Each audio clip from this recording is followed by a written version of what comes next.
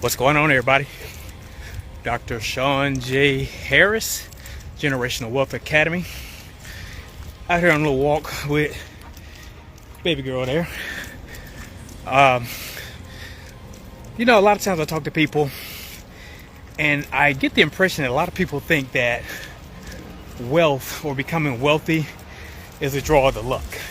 But it's more so about what being wealthy, the kind of person makes you become. That's the key thing.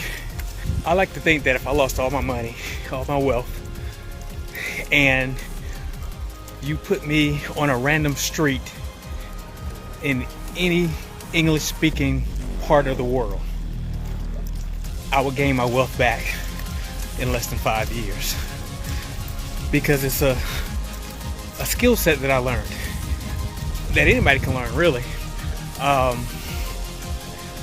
But I come to you guys every day and just kind of teach different financial tips and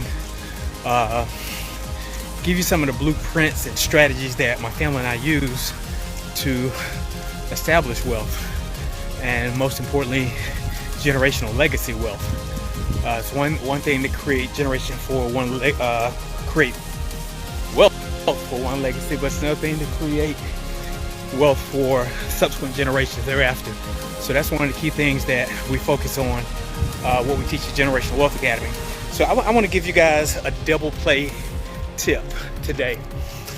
I want to talk to you about creating authorized users for your children when it comes to credit.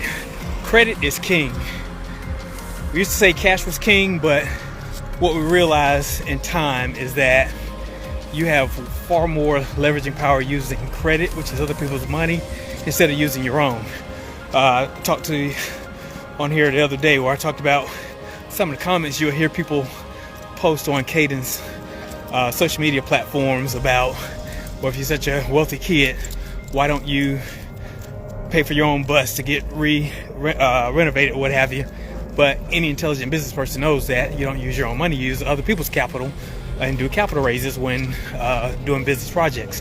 So with that said, I'm going to show you how you can help leverage your children and build credit at the same time.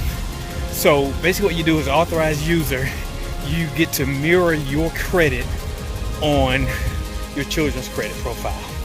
So barring that you have great credit, of course, whatever you do in your credit is going to mirror their credit. So if you establish their credit early in age, 12 years old, as early as you can, depending on what bank you use. Two in particular I will mention is Navy Federal and also Capital One. Both of these two banks, they don't have an age limit that you can do authorized credit. So with that, what you do, you start the clock on their credit, building personal credit.